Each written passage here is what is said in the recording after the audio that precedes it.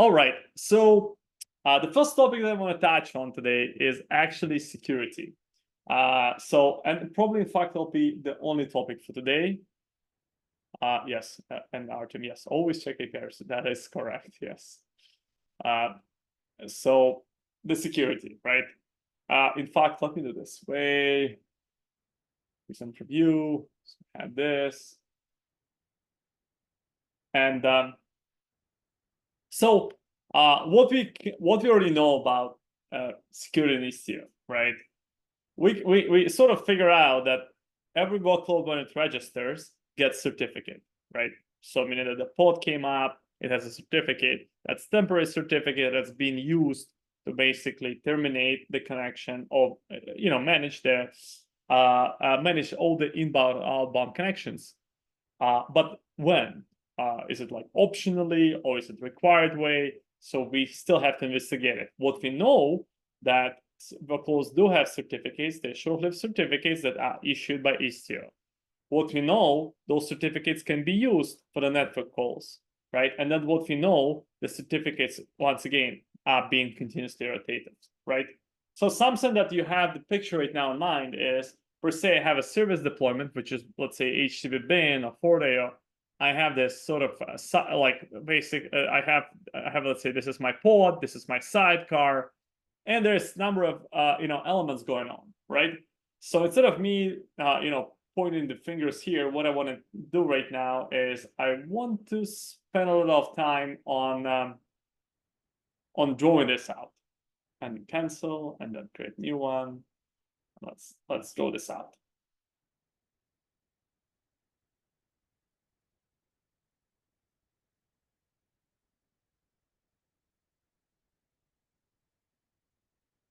So what we already learned, so we have, for example, we have HTTP bingo as our deployment that we've been using, right? We know that mutating webhook, if a namespace is labeled, will perform the sidecar injection, right? So basically there'll be a sidecar injected, right? We know that HTTP bingo resides within the namespace HTTP bingo, and we know that label for injection used Istio injection enabler. That implies that the mutating webhook will be, as the pod will come up, will be attaching the sidecar. But when that happens, what actually happens in the inside?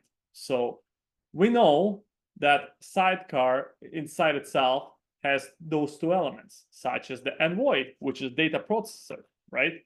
And also what else it has? It has the actual so-called sub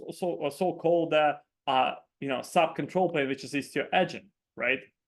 So those two elements that work together within the sidecar and then form that sidecar, right? So what happens here, right? We know that as deployment comes up, the sidecar makes a call to IstioD, right? And that's what IstioD resides where? It resides in the namespace Istio system, which is an actual control plane element to this equation, right?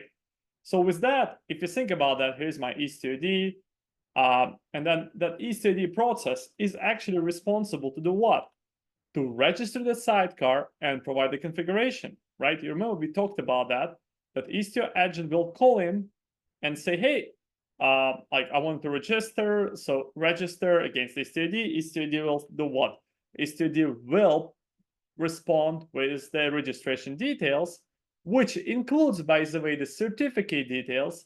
And then when the registration will finish or will complete, what will be continuously going on, the IstioD will be continuously updating the Istio, the sidecar with the configuration, such as the discovery services, right? So we talked about like there'll be continuous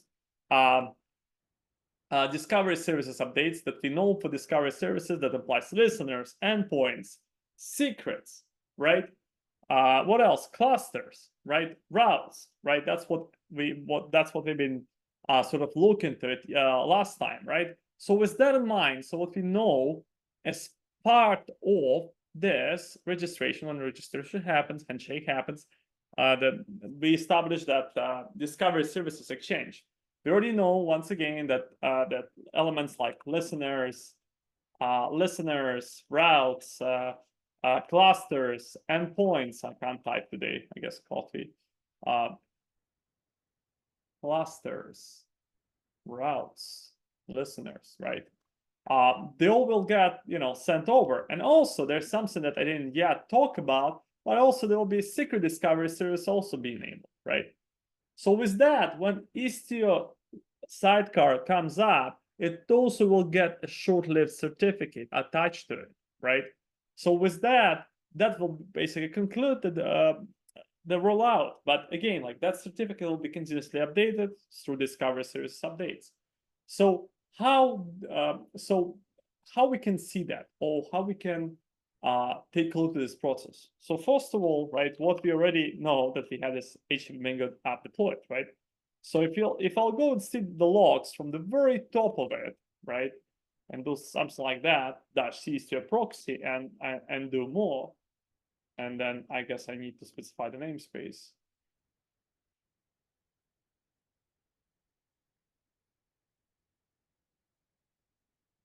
I guess -t doesn't work.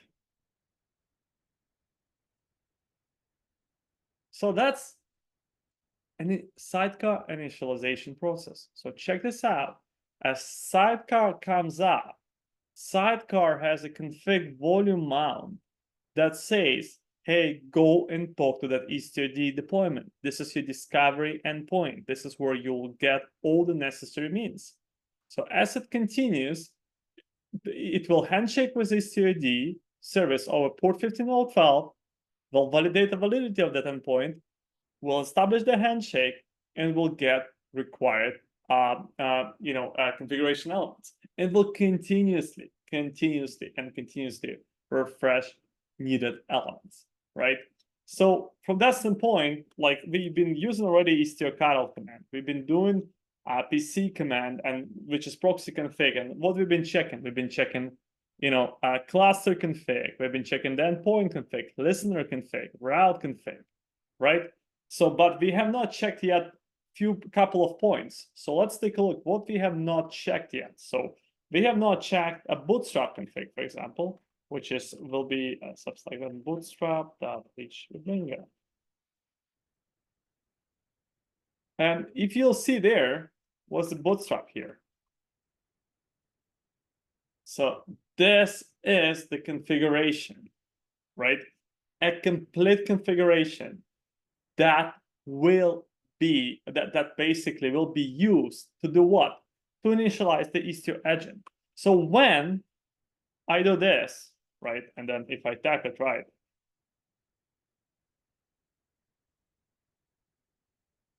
I guess not really. And I see all the properties here, right? That's the bootstrap properties. How those bootstrap properties are communicated? Via what? Via mutated webhook. How the mutated webhook gets it? There's a default mesh properties that are being defined. How those default mesh properties are being defined? It's easy as to check what? To check the config map within the Istio system namespace. So and then you can see here there will be Istio sidecar injector config, which literally will outline what, well, this is like a Helm chart value, not the right thing to show you in a way, will be this, which technically, in a very human fashion, outlines what actually will get, what those vars that sidecar will get injected, right? Which takes about, hey, here's the discovery service, here's a zip endpoint point, off we go, that's it. Those mesh configs can be much more cumbersome and more complicated per se, or may not be complicated, but those are inner details. The point I'm trying to make here is that you understand that when sidecar bootstraps, it has to talk to Istio, and then when it talks to Istio, it receives the secret. How it receives the secret? We already know we already know this is part of what? Of a bootstrap process and XDS service, or so-called discovery service. And with that, when those things happen, what do you see? You can go and see the secrets, right? And this is exactly the configuration that you can see here. I went to this specific deployment and I see it has the root bundle, which is nothing else as a trust bundle, which in fact the trust bundle is deployed across every namespace. So think about that. Your browser, your Linux server, your anything on this planet has a trust bundle to validate whenever you hit this secure connection. You want to validate the certificate that's being at the signer, and the trust bundle enables you to validate the certificate, right?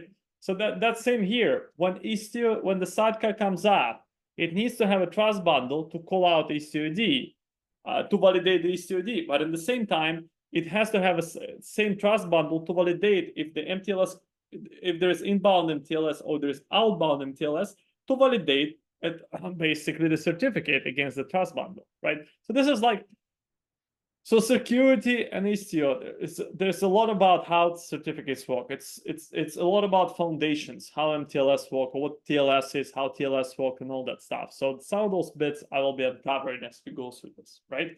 But with that, what we really have right now here is an example of the trust bundle. So this trust bundle, you brought CA, exists across all the namespaces. Same story for the sidecar and same story for the Istio CA root cert. The task of Istio is to distribute the Istio CA root cert across all the namespaces. And by the way, that's the bundle that's used within the mesh. Sidecar to sidecar communications, not ingress, not egress. This is within the mesh, right? So this is like not user exposed certificates. This is mesh managed, mesh internal certificates, right? So with that, what we really have here is this is the config map, and then if I'll go here and see that, I'll be nothing else as a certificate, and this certificate by default is nothing else as a self-signed certificate that basically Istio will generate if you will not provide your own certificate. And this is a big story. So technically, if you go to enterprise adoption, you want to provide your own Istio. You want to be sensitive about managing the signer for this. So like, see, I did say signer, I did say issuer. So technically, when sidecar, and this is like, one sidecar will get that certificate, which is good for 24 hours, right? This is temporary certificate, right? Who will be an issuer of that certificate? Istio. So Istio by default is actually certificate authority. Your Istio will be responsible to issue and manage those certificates across your fleet of the sidecars. So with that, can Istio be a signer? Yes, by default, it is a signer. Can something else outside of Istio can be a signer? Yes, the external signers also do support it. So this is like a very, very loaded conversation about. I will go here, and we have put a very good article that explains how. And then let me go here, how the trust chain works within the mesh, and I'll just send you a few of those over there. So this will be one, and there will be another one.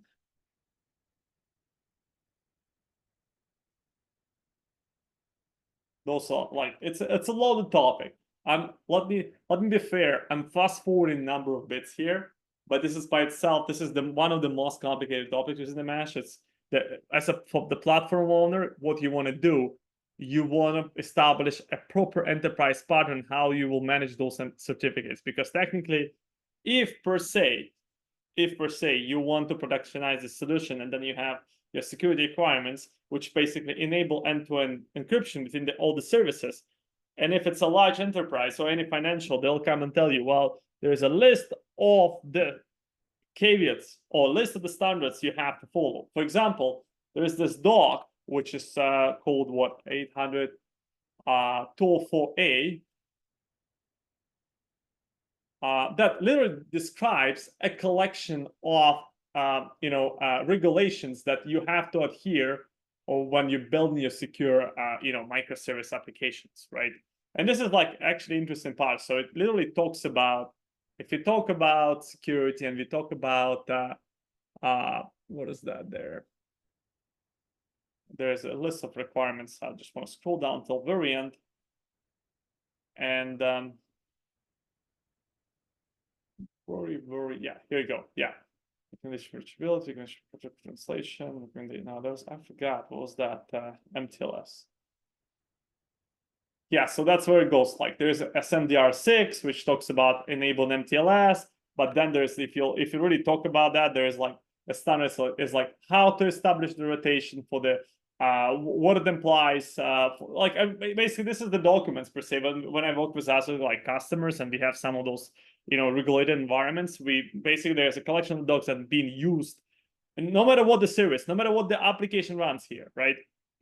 Independent of that, you want to comply with the general regulations around your certificate management or around the security within the microservices environment, right?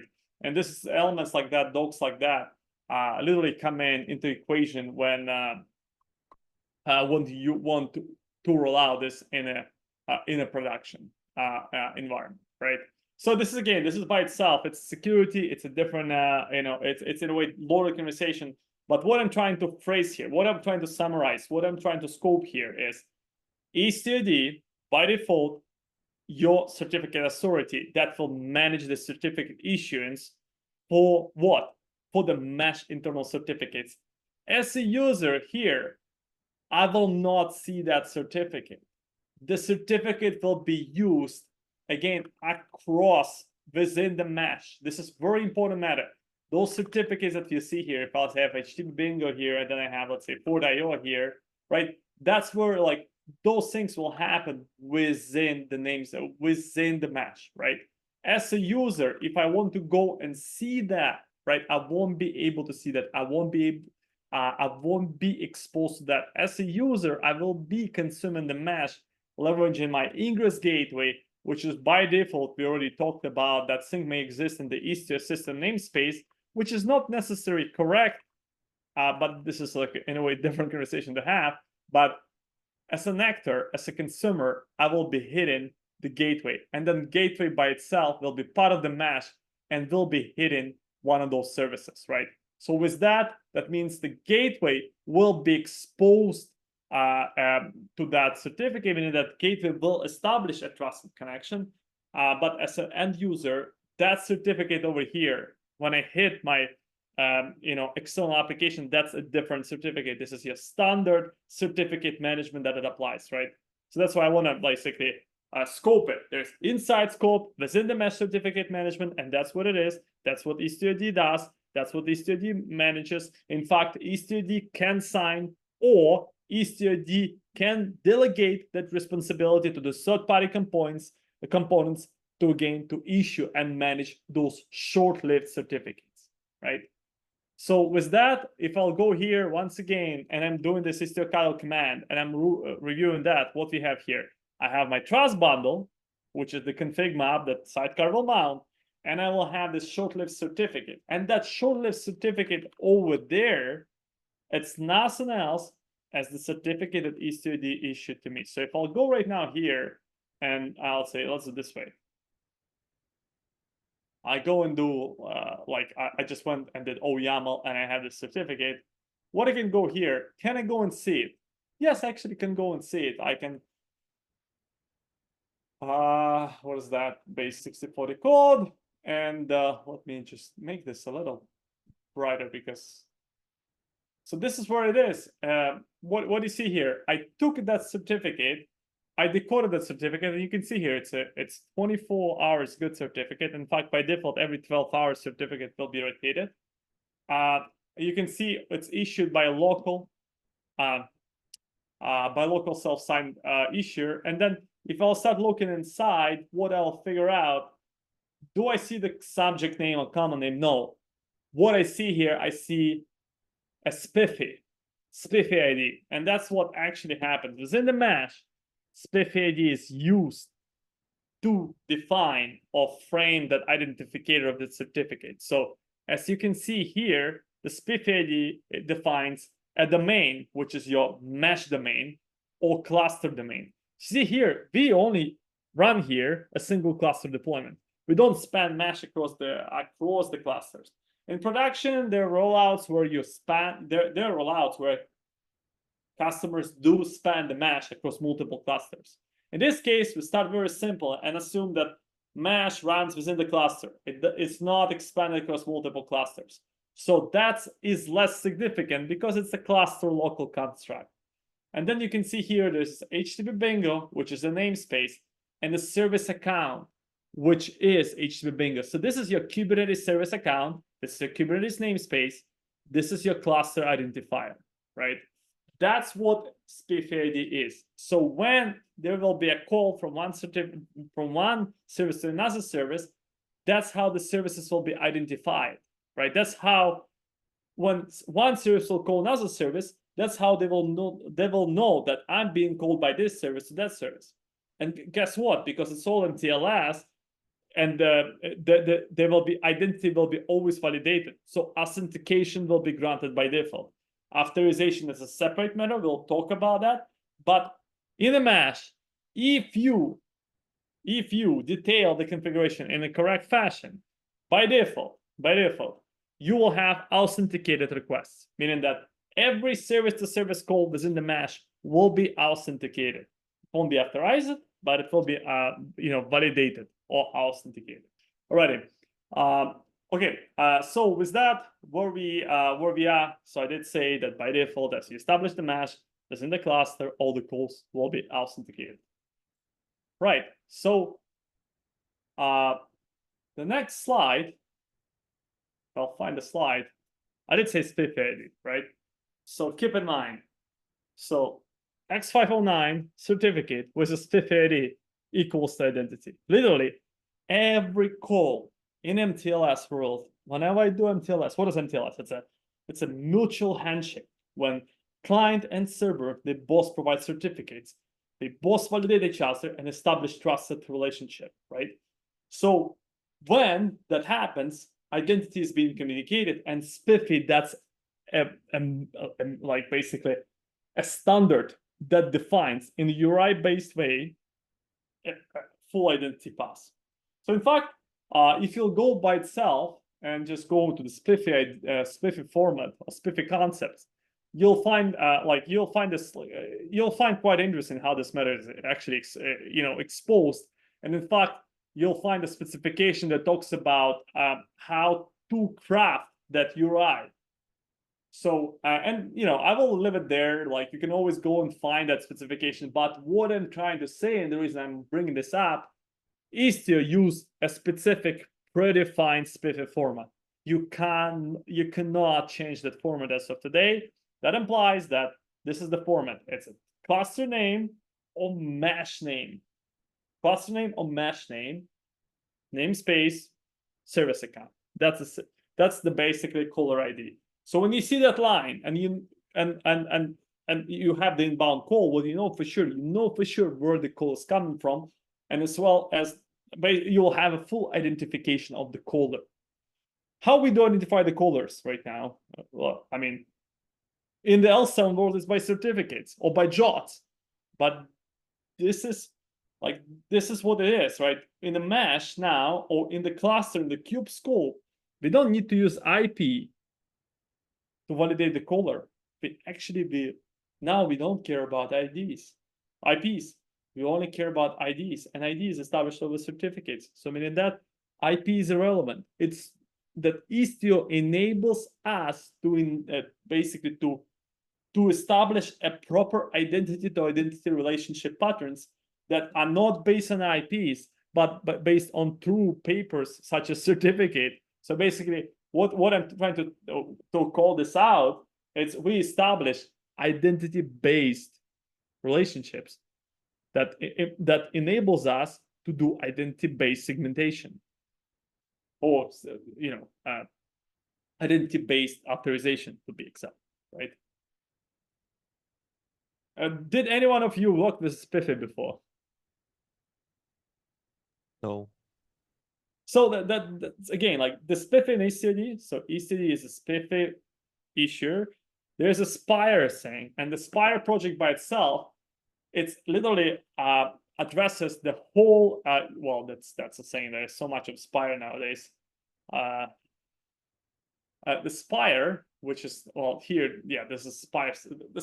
The idea behind the Spire server is be able to issue that identity-based or identity certificate to any of the cloud types, VM, service, like kube deployment, etc.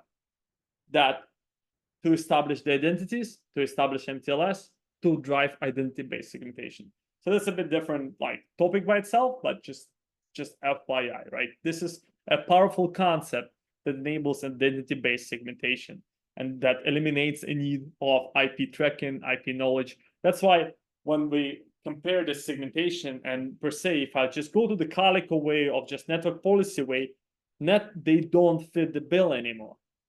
And in fact, in the large scale deployments, we talk about hundreds and thousands of services, right? The IP updates, even label-based IP updates, they may take time and it can be significant toll.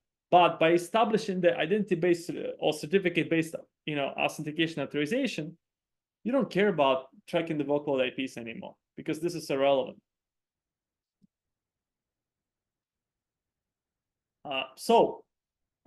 What else we can say here? So there are elements that Istio enables you to set up a security configuration. So what I explained before that's off the box. You get it?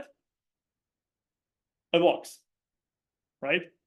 So meaning that you install Istio, you already have you already have encrypted encrypted connection, right? Within the service communications, right? But they're CR and CRD, so they're resources that Istio provides to enable you to do more with what the underlying infrastructure provides you. So first of all, peer authentication. Peer authentication, this is the configuration that enables you to enforce what? Enforce the authentication or keep it permissive. And this is what the point is. And that's why I want to call this out and go to the lab. What is that? Training. Yeah.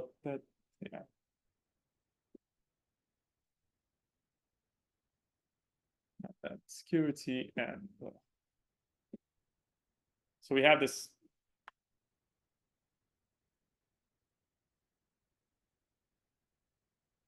So we have this peer authentication resource, and then let me close the rest. I don't need the rest.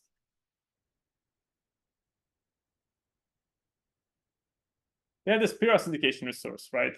And then peer authentication resource, what it does, just give me a second.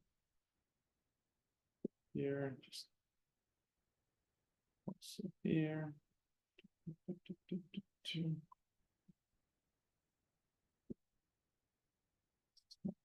What's this?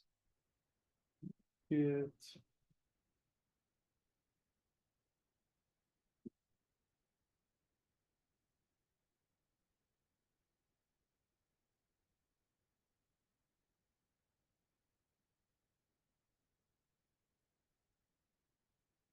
Well, folks, give me a second. I just put this and this and this. Okay, that's good. It's over.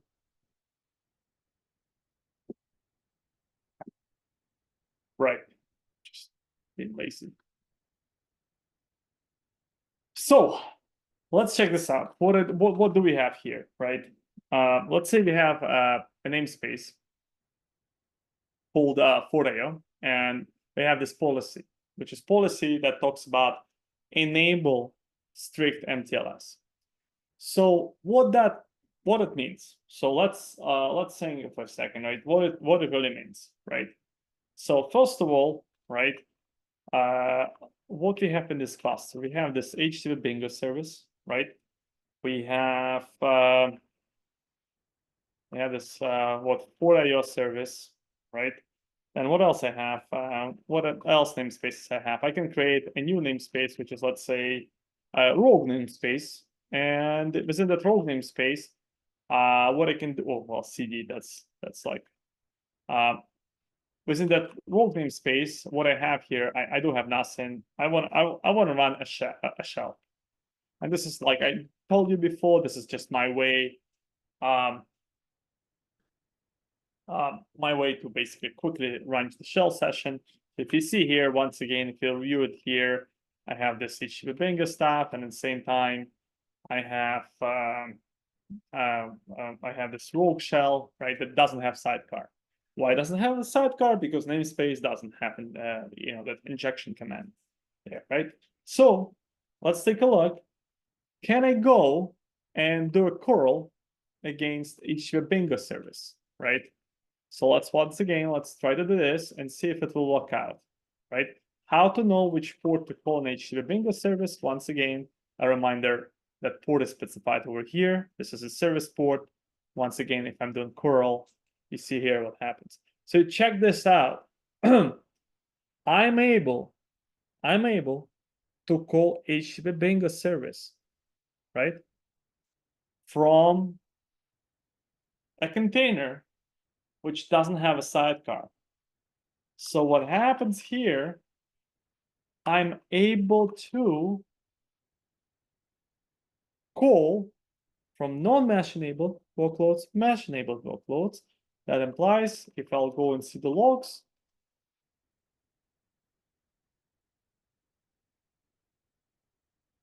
the call will go through, right? And you check this out, this will be inbound call.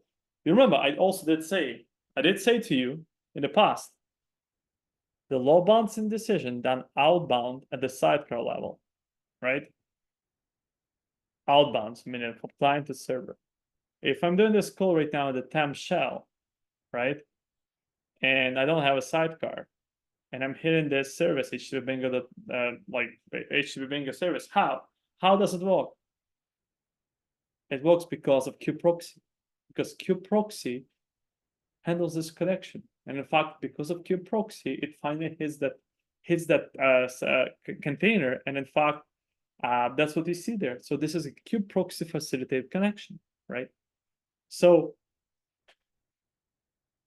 what's wrong with this, right? Technically, when you start doing mesh, you don't think about that much, but what is important to say, majority of the use cases when people employ mesh is let's enable service-to-service encryption.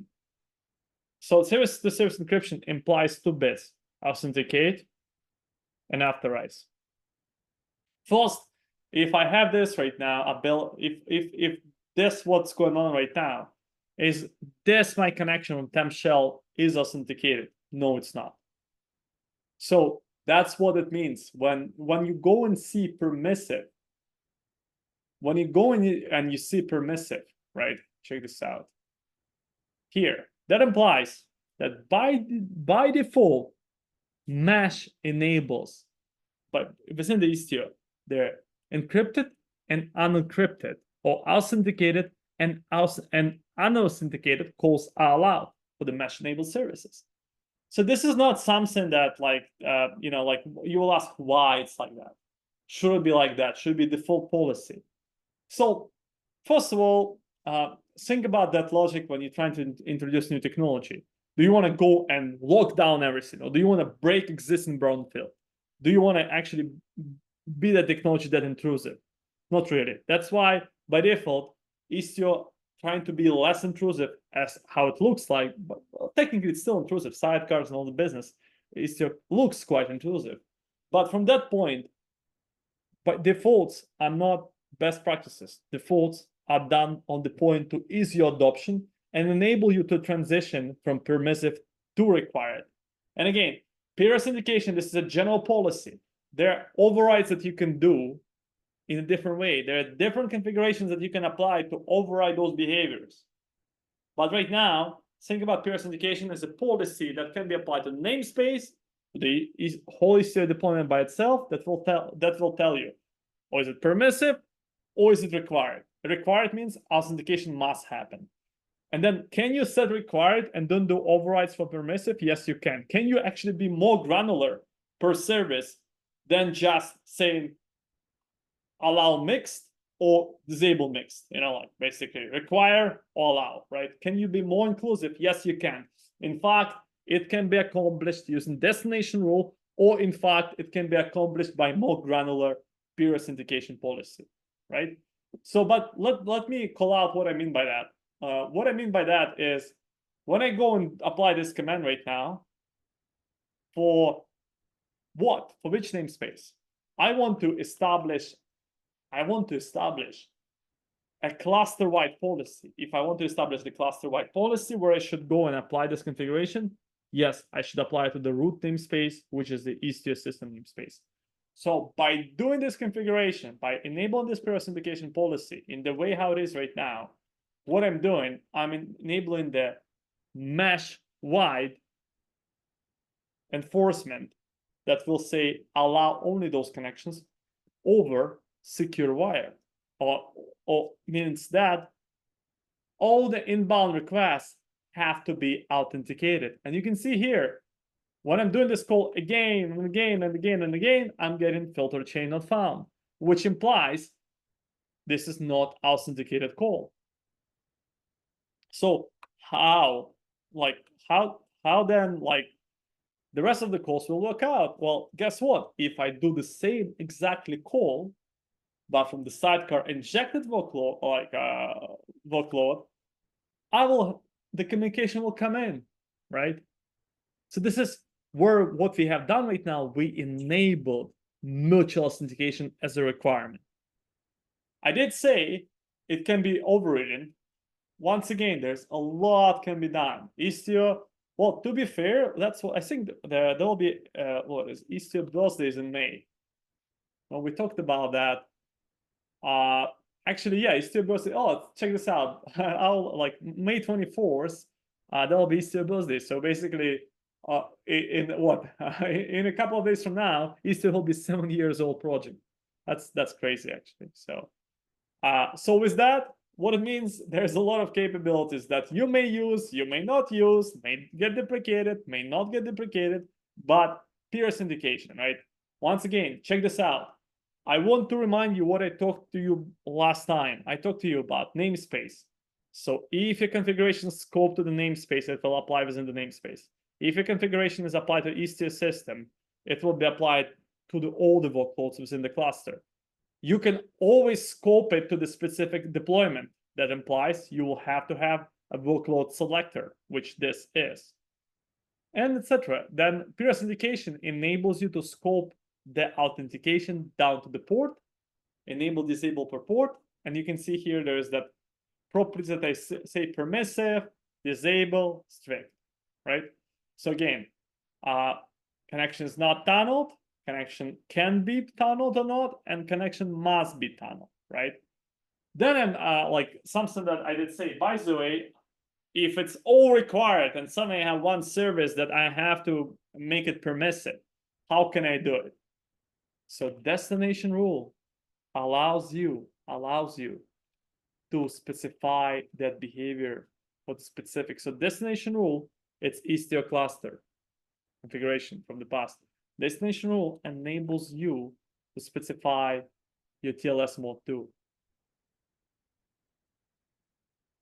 Keep that thought in mind. This policy that you see here, which I'll put right now, and say this, which is traffic mode, not traffic at TLS.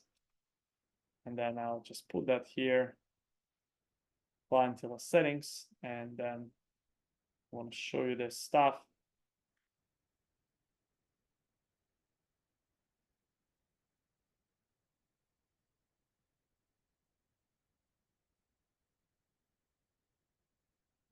This is here, does exactly what this here. In fact, to be fair, I need to specify like that cluster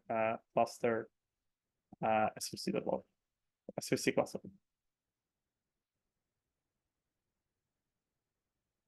That's the gotchas. There you may find overlapping things. And you'll, as you will go and use this technology, you'll find there'll be different use cases for this, right? But this is, for example, I told you how to override and require Istio mutual only for one service. This is an example, right? So Istio may complex, and this is a complexity matter. There can be complexity, but don't get stuck. It's in reality, majority of the use cases will be enable this and have overrides with this. That's it. So you don't need to be an expert over this. A lot of stuff that you'll find that like documentation is loaded. You'll find there's a lot of write-ups. You'll find it's hard to find a basic stuff there. But technically speaking, in reality, there like 20% of use cases are common. The rest 80 are not. And to be fair, this is the top one, top zero. What people use Mesh for is to enable mTLS authentication. Enable end-to-end encryptions. By enable mTLS authentication, you enable end-to-end service encryption. And how to enable it and how to require this is to apply this configuration. That's it.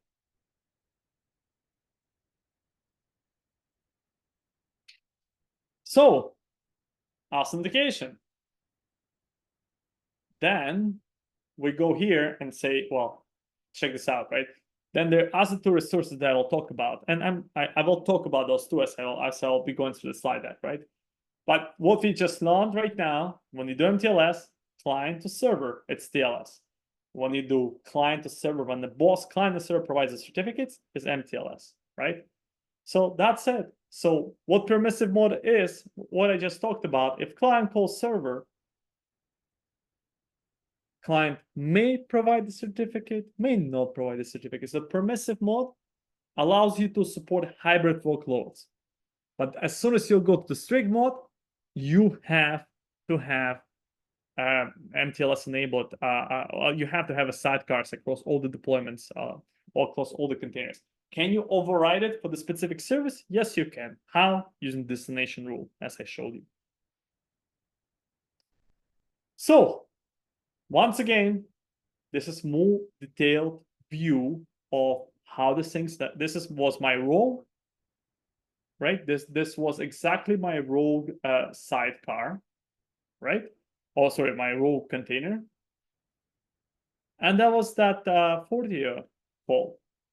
And as we know, and what we observed, that HTTP bingo service only was accepting the mTLS connections. How? Because we forced peer authentication. But in my example, on purpose, I put that saying not in the namespace, which you can, but I put it global in the Istio system namespace. So I did say, no matter who will deploy and how many namespaces will be deployed, the authentication must be strict, right? But you can see here, the peer authentication property can enable be globally per namespace per workload. That's at least 3 ways of doing that. So, check this out.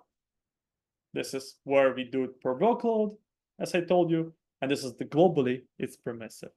So this is like those examples, those things, it's all about how you can get to eventually require authentication and mTLS across the full landscape, right? So this is the easiest configuration. You literally do it off the box. You apply peer authentication, you have mTLS encryption, you move on. That's it. So this is like one of those things. There are a number of those things that Istio provides that you don't need to be an expert at all. And you can be okay by leveraging Istio. So just to recap, right? What we have just accomplished, right? We literally, like, by applying the peer authentication policy, or just by leveraging Istio, by default, we established the authentication within the workloads. We enabled something that it's like simple as abstracted the authentication process from application itself towards the platform function, and platform function now provides that responsibility. So now I, as application developer, I don't need to care about services, identity controls, authentication controls. I rely on my platform to establish those terms, right? So again, this is an example of a perfect example of how we offload those security constraints or security requirements from my business logic towards the basically towards leveraging your application as is, and then having the platform cater for those use cases. So if you'll continue on that, right, and think about this, right, end user authentication still is a need. And in fact, end user authentication is an important component to the overall authentication path. Authorization, service to service or user to service, it's an important matter because it's not just about establishing it's not about establishing the identity only, but it's also about establishing the controls. Authentication or validation of the identity is a foundational stage where you can build on top authorization controls, or where you can build the controls, right? First you authenticate and identify. As identification is in place, then you establish the controls. The controls leads you to authorization. So from authentication to authorization, right? So with that, what is the most important, how we'll proceed here is we'll talk about how, right? How we now offload the application of managing those functions and how platform will provide those, right? So again, cross-cutting concerns. I did say that. I didn't click on the slide. The slide basically didn't support me here. Hold on, is it the message in this? No, that's a different Telegram message. I apologize. So let's take a look, right? So what we have, we know that Envoy is the underlying force or data path behind all what's going on. So guess what? Can Envoy be that power? Does Envoy has those capabilities as of today? Yes, it does. And then, in fact, something that to call out here, right? When we talk about Envoy, right, the collection of the security functions that Envoy provides. Of course, Envoy empowers that TLS communication or secure channel communications, right? So in fact, when we talk about deploying a FIPS compliant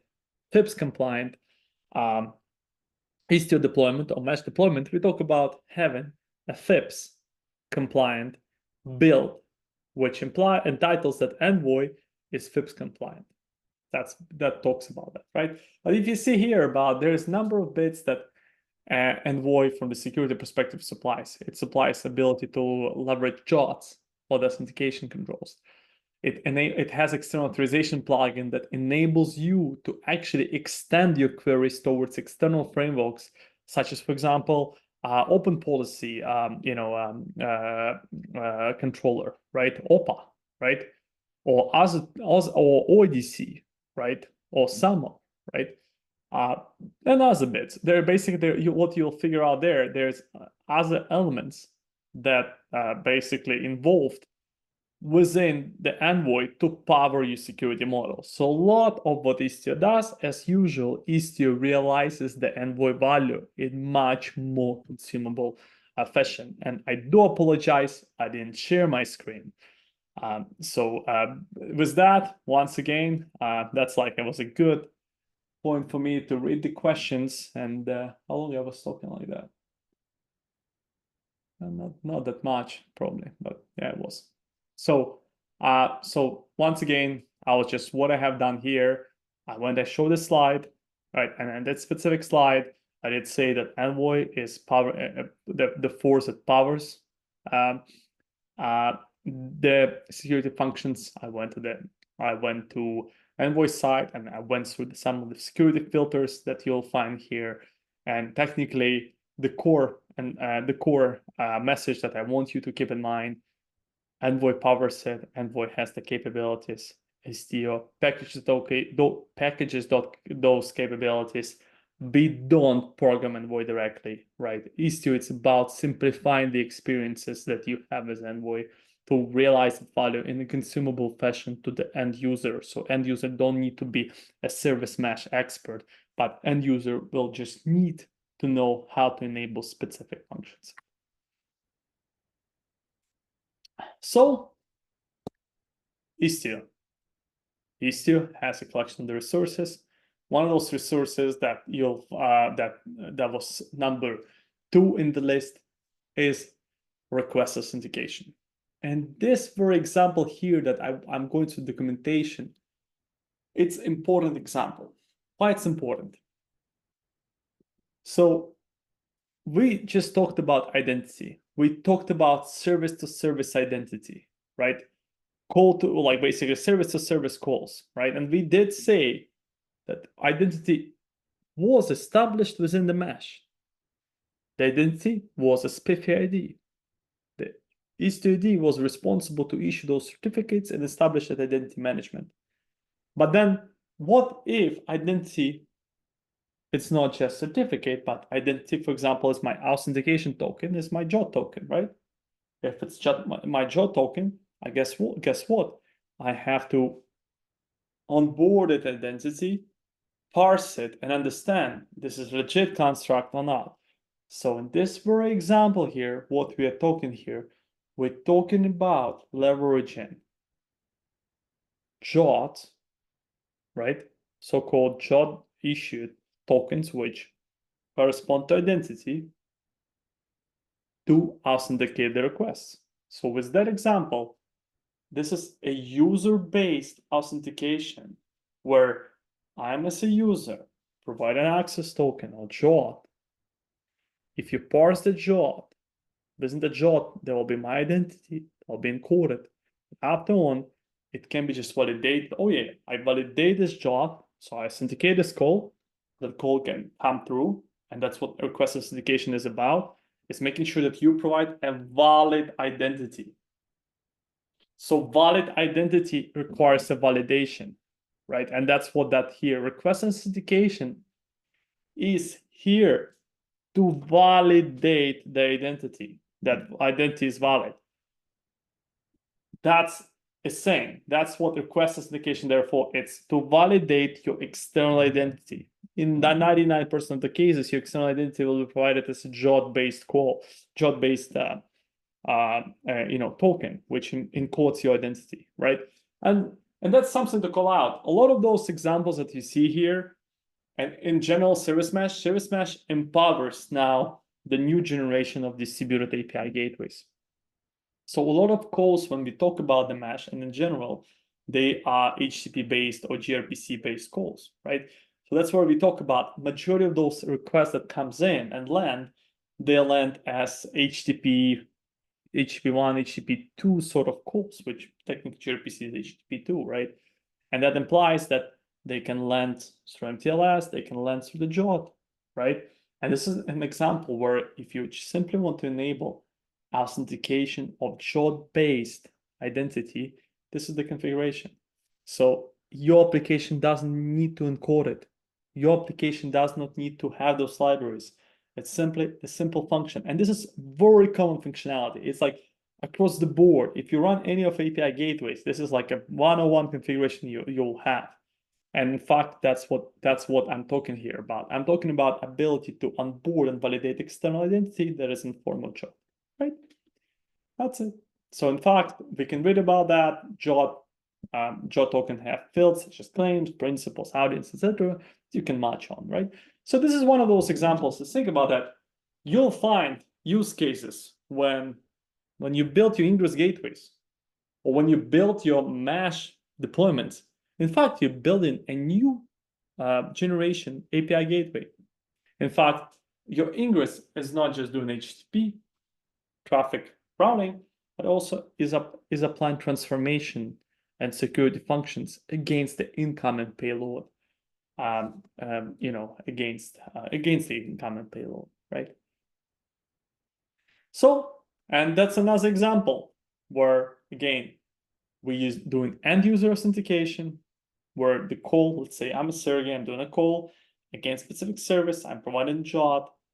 Once again, the JOT being validated, thumbs up, the call is passed. By the way, my application doesn't need to be aware about the JOT token management because, again, I abstracted that functionality towards my API gateway to handle, right?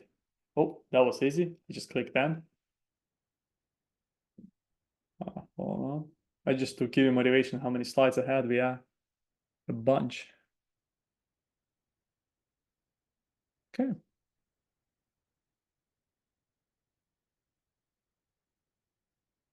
So next, if I did establish my authentication framework, I'm able to authenticate the call. What I want to do next, I want to control it. I want to establish the authorization. And that's what authorization policy is there for. The idea behind authorization policy is to be able to work with the established identities to achieve the enforcement. So give an example. We know that the collection of calls that happens there, and you can see here, if you already know and validate those connections, can actually we control the calls? Can we actually establish authorization policies? And in fact, this is a perfect example where you can go and have service-to-service authorization policy or user-to-service authorization policies that implies user to gateway, gateway to service, service to service. On the point of what? On the point of what you see here is I'm saying that if the namespace is test, then allow those calls towards those elements. And by the way, on top of that, those calls must also have a valid job. So check this out. That over here, it's a two-tier identity validation. So one is like you only allow the calls based on what? Based on the Spiffe ID, because that principles or that namespace is here. How do we know about it? Because Spiffe ID, that thing in the certificate, that was there encoded like cluster.local, ns, HTTP bingo slash, service account, default, whatever. That those elements been already encoded. So what I can do here, I can literally craft now authorization policy that will allow me to scope a specific set of the services and enable them to do a specific set of calls. And on top of that, I also want to make sure if even though they do the calls, those calls must use a valid JOT tokens too. So it's a two-tier stuff that I established. So this is a very common API gateway-like functionality that we have here. So what we have done with that, we literally just have established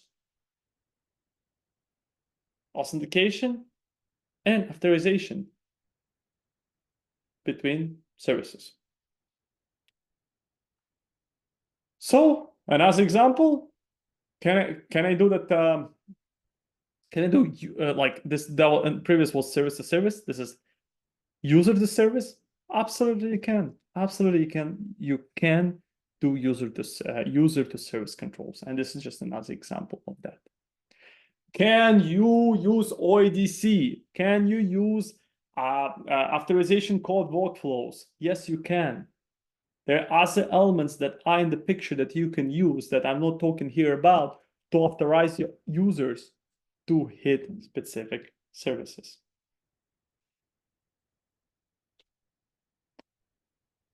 So,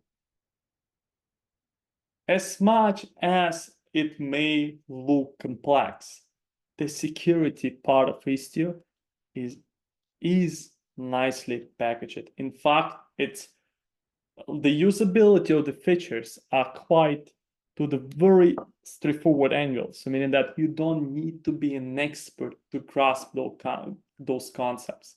In fact, you'll see here the lab is exactly built on the point of the most common use cases. As I already did do person authentication, what you just saw with here, I just, again, enabled authentication. On top of that, you'll find here that like there's elements that I use to validate the certificate. The next stop that it goes here, there'll be authorization policy. And check this out. Authorization policy does nothing else. Let's say specific workload, allow this call from. And this principle, this is your actual Spiffe ID. So this policy here enables you to establish a mesh established identity authorization controls. So that's it. That's basically, can I have a wildcards here? Yes, the wildcards are allowed. Can I have more in-depth application-centric matches? Yes, as you saw in the previous example, it is possible, right? So in fact, that is how that whole thing is straightforward, right? So I can tell you, security can be complex matter. And in fact, security, when we talk about app dev, it can be even more complex. Like I've been in different random deployments models where developers have been trying to achieve some of the functionalities inside of the application, and which basically, again, if you own that functionality side of application, you own the maintenance of those functionalities. So by having those controls externalized, in fact, you truly enable the security from the point of this is the platform responsibility. There's a set of platform personas involved to manage this. And this becomes a true centralized security posture management, because that posture now, it's not application centric, but this technically aligns with your general corporate security structure that is in place. There will be always caveats around how to combine those authorization policies. But think about that. Authorization policy is much more powerful construct than network policy, right? And this is like where we go. Network policy is L3, L4 controls. Authorization policy, it's identity-based segmentation that enables you to do more with L7 specific definitions, right? This is like elevation game. This is where you see this. Can you have an IPs and IP blocks and authorization policies? Yes, you can. But is it the matter about that? No, it's not, right? This is like where it goes, right? The use cases may vary, but if you really go and see the core value, this is exactly what the importance of that core value is like, why are you doing this, right?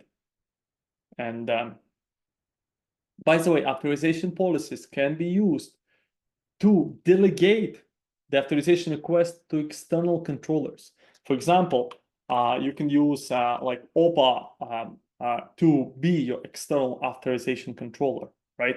So check this out. This is like, did any one of you use OPA, Open Policy Agent?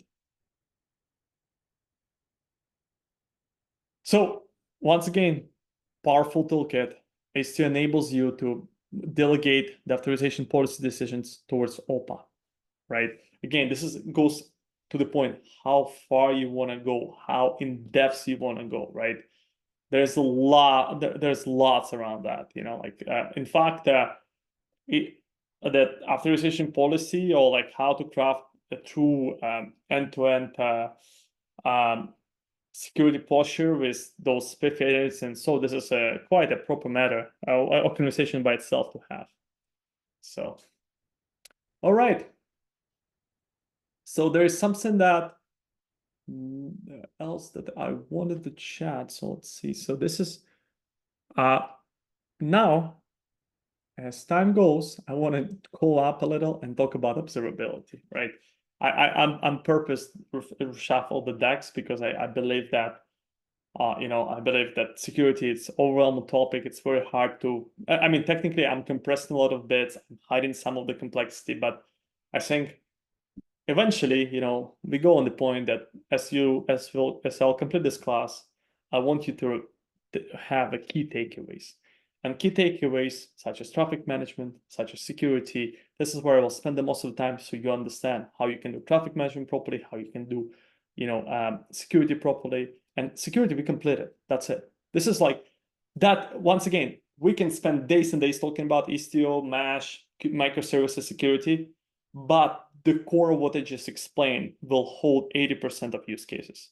There'll be always one-offs, complexities, much bigger vector overlaps, security vector overlaps, advanced login, advanced detection, and so. But this is different stuff, right? But what you already saying about security, this is you already can go and apply as of today. So as we talk about Mesh is a 3-pillar game, right? One is what? One is your traffic management, which we didn't detail yet to the full extension. 2 is your security. 3 is your observability, right? And in fact, as every connection and every call goes through the sidecar, so the sidecar becomes a source of what? Of metrics, logs, and traces, right? 1, 2, and 3, right? Traces, metrics, and logs, right? This is what you want to remember, right? So with that, how can I observe? How can I understand? How, like, this is where the questions you should ask yourself, right? And that's where it is. Like, how can I collect the metrics? I mean, you can scrape them. For example, Prometheus scraping. How you can collect the traces? Well, traces can be exported. In fact, Envoy has configuration to export the traces, right? How can I understand all this emitted complexity? Well, guess what? There are tools like Chiari and Grafana, for example, that will enable you to navigate through it.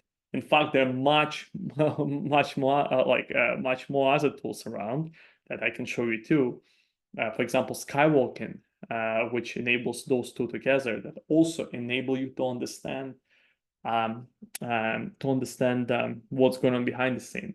Also important to say, Istio by itself has telemetry APIs that basically enables you to abstract and create a specific definition of your metrics, traces, or logs, right?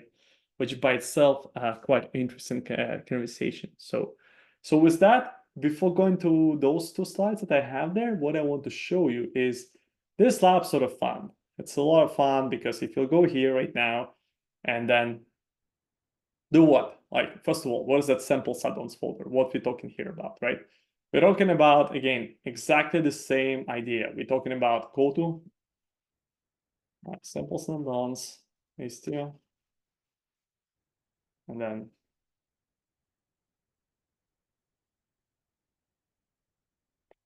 you'll see here, there's like, this is like, okay, I'm not just, this case it'll be easier to clone it.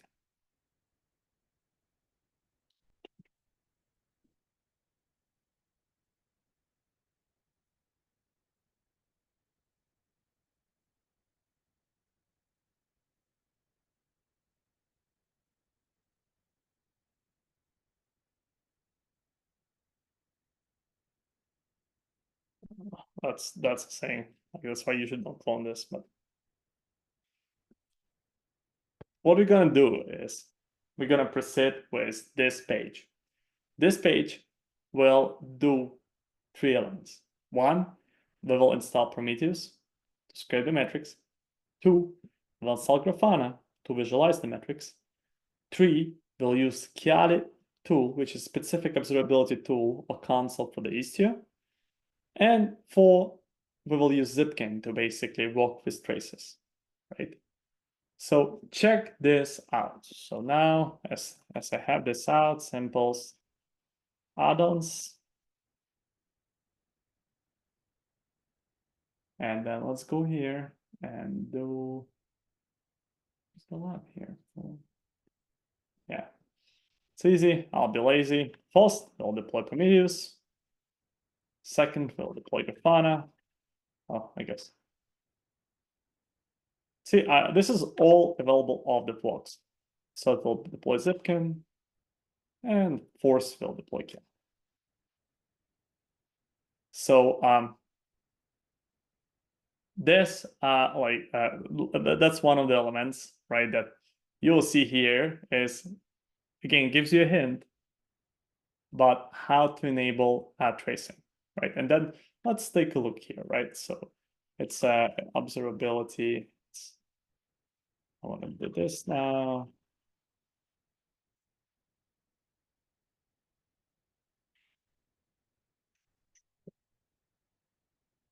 And then config map, the Istio system.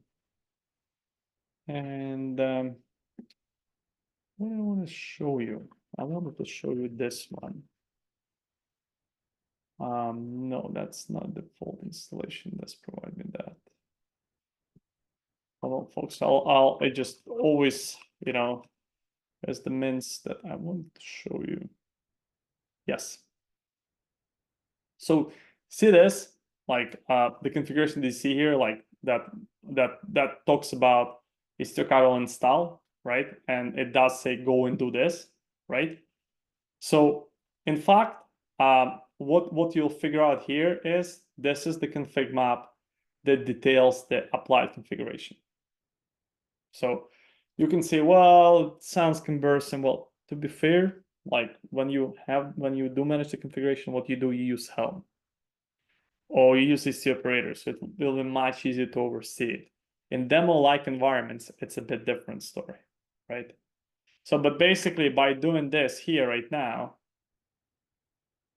like what you see here, this implies that I want to apply this configuration, right?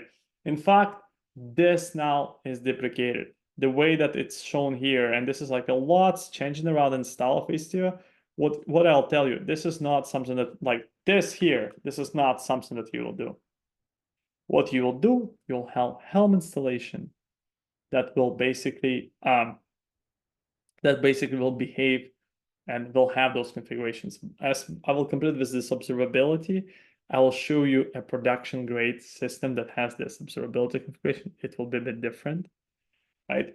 But with that, so what I did say here, I did prove you that with what we already have, you don't need to do anything. Aside of there is one bit here that's called tracing. This by default enables samples everything. This is like, whoa, enable tracing for every request. This is like not something that you want to do ever, right? This is like, there are ways, like Zipkin APIs and tracing in general allows you to set a request with a trace enabled or not, basically force for the request to be traced, right? And I'll talk about that. The technical observability by itself, it's it's a days of configuration. There are people, their full-time job is just to maintain hotel stack and like all this observability tools and all. And with what I want to do here, I want to show you the basics of some of the stuff that we've been doing. So basically, this is the So this is like the dashboard stuff and all that stuff. So what we have here, there will be like Istio dashboard. So for example, if I want to enable the dashboard, or if I want to show you dashboard, right? So what I have done right now, you saw it. I was doing enablement, like I was doing like what I was applying the Kiali, I was applying the Prometheus, I was applying Zipkin, all those things, Grafana, right? And now like in my very, very demo fashion, right? Because this is like important. This is all demo-alike constructs, right? I want to go and investigate, let's say, Kiali dashboard. So I will do Istio dashboard Kiali, which will land me straight to Kiali. So did you notice that? I literally type Istio dashboard Kiali, and then my browser opened up, right? And then what you see here, now I have this like sort of a saying that basically do what? That's basically able to show me a traffic for what last 30 minutes. Like obviously I don't have anything right now, right? So and that's where I want to basically do what I want to establish. I want to do some basically. I want to run some traffic load, and then reminder the way that I will do a traffic load run. I will use HTTP bingo commands, and in fact, what I will do load commands. So I have those load commands that I will run. And of course, don't forget, if you do those bits, you want to capture the identity.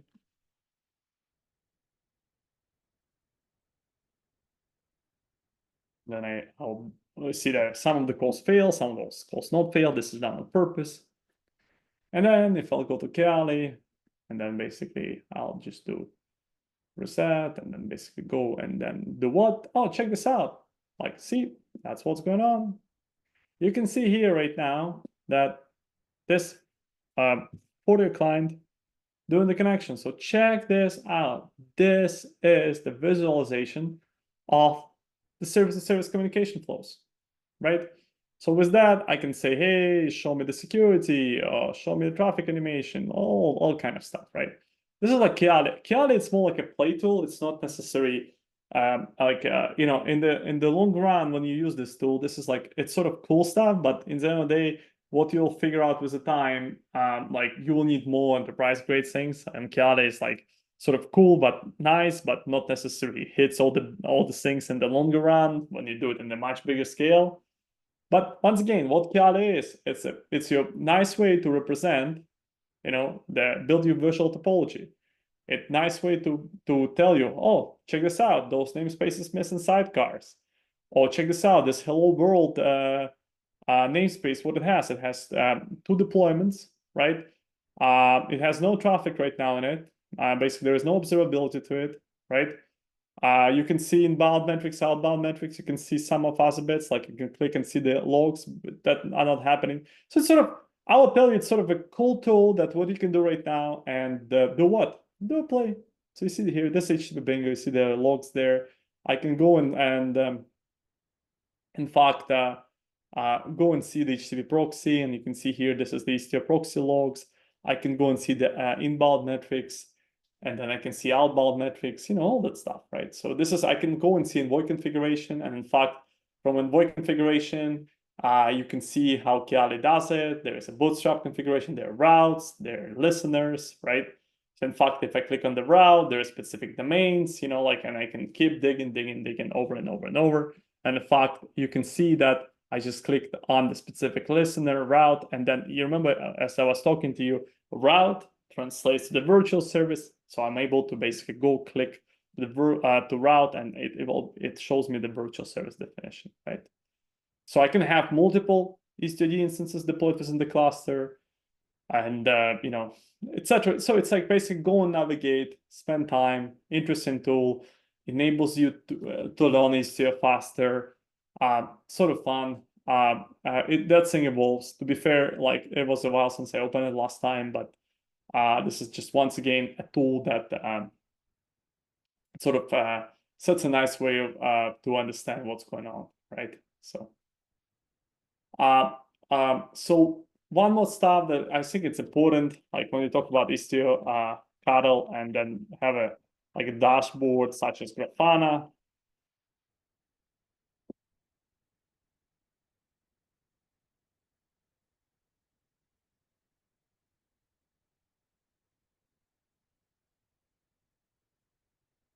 Then check this out. There are dashboards that Istio does provide built-in dashboards. And those dashboards are here to understand how Istio itself behaves. So basically, there can be dashboards that focused about like control plane itself. Let's say this is Istio control plane dashboard to understand, hey, this is how actually Istio D itself behaves, how many sidecars it has, how many envoys it has, how actually by itself it feels about itself, right? On top of that, you can go and see there's workload dashboards where you can go and select specific service. For example, this is HTTP bingo service, and look how it behaves and how many requests it had. You can see here, this is like the metrics, inbound, outbound, all that stuff. You can see here, there's not much going on here right now. So, but basically you can see here, this is like incoming success rate from, and there's bits like this is dashboards, like it's sort of a thing, right? You just go in and you look yourself and you figure out this. But what I'm trying to call out this out, this is the dashboard which basically includes not just the Istio self-observability metrics, but also provides you a reference dashboards for the workload and observability itself, right? Then what else that you want to do? Perhaps there's like dashboard for Zipkin, and then dashboard for Zipkin, and this is interesting, right?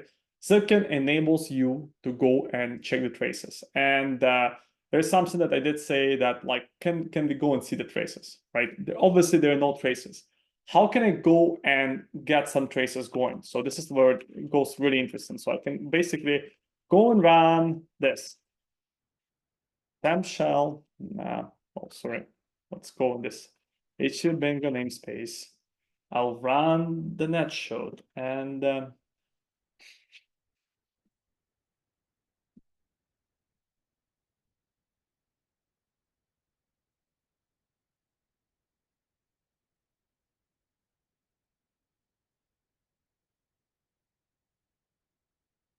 and this is where I want to show you this example where it's like, does it have here? Did they add? I don't think they had it here, but Zipkin X where's the sample? And then where's that Zipkin? Oh, XB3 trace. Zipkin tracing examples. And this is where I want to show you the Zipkin distributed system. And then, so this is where like it literally, they talk about the headers and specifications, B3. What's like the B3? Yeah, I always forget. Yeah. X3 B3 sampled. Yeah. Oh yeah, it's B3 propagation. Sorry. Like there's something that I'll send you here. Where's that stuff? So spend your time. Again, another kind of worms conversation. Long story short, if you if you want to go and get your sample traces, you can use on the request side of the house. What I can do here is I can do curl curl set the header, which will be B3 sampled and enable sampling. So basically, if you'll go here, see here, and then say, hey, is there how to enable sampling? So basically, if I want to sample, I will go and put one that implies that every request will be sampled, right? Meaning that sample, what sample means, let's take a look.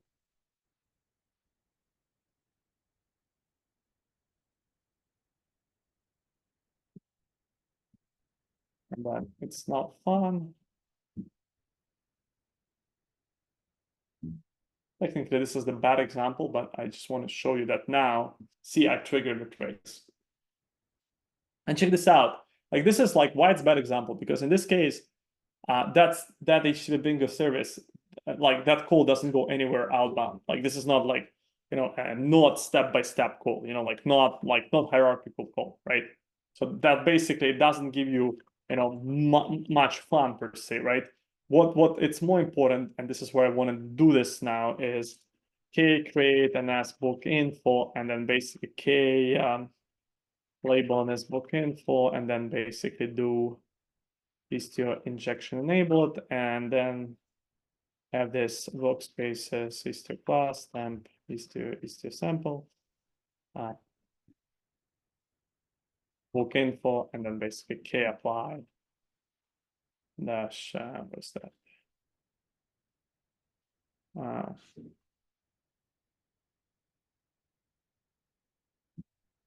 Yeah, this is the source one. This is like when you do it 100 times, you forget where it is.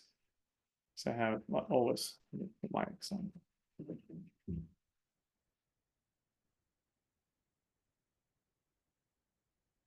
Actually, my example that I all the time use. I'm just deploying more complex app, which is for app. And the reason I want to show you this is I want to do the same call that I done here, but not against. So if you'll see here, this is will be more structured up. Okay, get book info. So, and then you can see, hey, what's going on? Why did I mess up with the injection? And I did, because you know what? I do override the I did Istio injection enabled.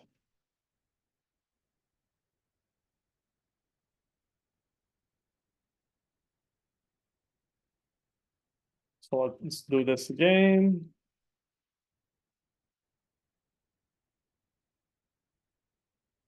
So now it's I'll shut down Zipkin, run Kiali. And then what I'll do, I will only show you the traffic graph, but instead of selecting all, I'll go book info. Now it's nothing. Then I will go and do something like this. And I'll do product page, dot book info, dot. So there are a few requests I sent towards it. Let's let it pick up quickly. So just will take a little time and it will pick it up.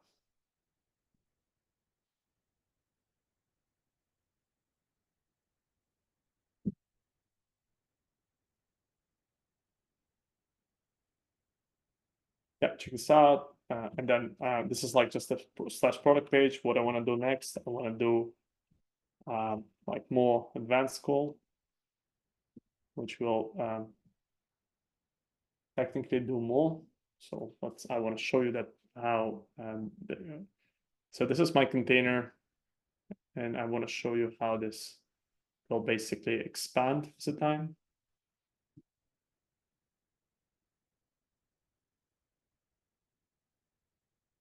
And check this out. Now it's much more complex picture coming up. They're like outbound calls done on purpose. I see there's actually red is unsecure call that's shown here. So it's more fun here. V2 is like I have also ratings V2 broken. So it's sort of cool idea here. So that's it. So this is like much more complex call. So now much more complex side. So now if I'll go here and do Zipkin,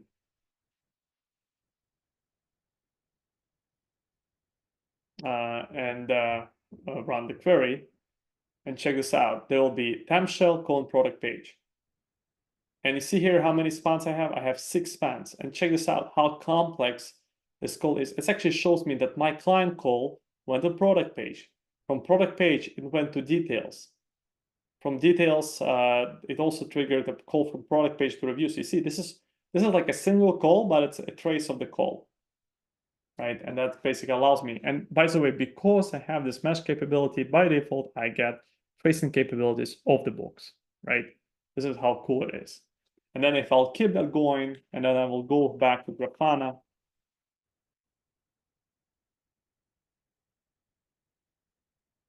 And then you can see here, explore.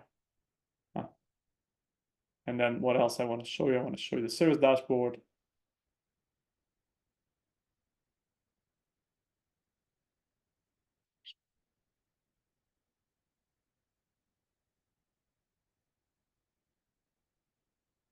Come on, just slow.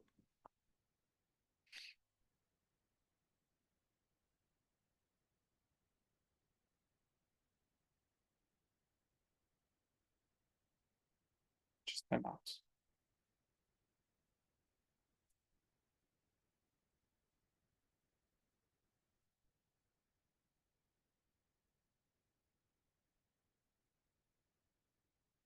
Well, I guess my test cluster is now acting up. I know it will, but it's a cheap 2 nodes cluster that I have here, and that guy is acting up. All right, so let's wrap it. By the time it may wake up, did it wake up? And then service, right? And then a product page. And that's what I'll show you. Yeah, unfortunately, it's acting up. All right, so let's wrap it, and then by the time when they'll wrap it, we'll have the last. So what do you have right now? You understand that Istio provides you observability, tooling, and like not just tooling, but observability orchestration. So meaning that Envoy can emit traces, metrics, and logs. In fact, that's a lot by definition. So that enables you to like already monitor your HTTP-based application in a fantastic way. So for API gateway use case, that enough of instrumentation by definition that sets you up to use that basically don't need to care about that all instrumentation for your application, right? So traces, do read up about traces if you have not heard about them or never used them. Powerful functionality, powerful tooling that enables you to properly understand the health of your, or basically go and understand inside of your app how and why the call may fail or not. Metrics, again, metrics emitted, important matter. A lot of fun. The lab by definition, it's a lot of fun to navigate and see the tracing, the tooling, and all those elements. And basically, at this stage, we are off for the next session, which will be on Friday. Which technically, there's like more or less 50 slides left, but we'll focus on traffic management, right? So between now and then, what I want you to do is, if you go there in the training, I want you to execute an observability lab. I want you to execute the security lab. And in fact, there are 2 things that I have not captured today, but I want you to execute on. It's traffic shifting and traffic shifting with Gateway API. And as we reconvene next week, or not next week, sorry, this Friday, we will wrap up on more interesting topics that traffic management provides to us. And that will conclude the introduction to Istio class. Right. So before I'll stop the recording. Let me once again come back here and see. Yeah, check this out. You see that client? Okay, there are clients, there are requests. It's slowly booting up. It's a performance matter, right? But it's a lot of, when it's a lot of things that off the box, off the shelf, granted and given to develop to understand how his her cluster, the application behaves. All right, that's it.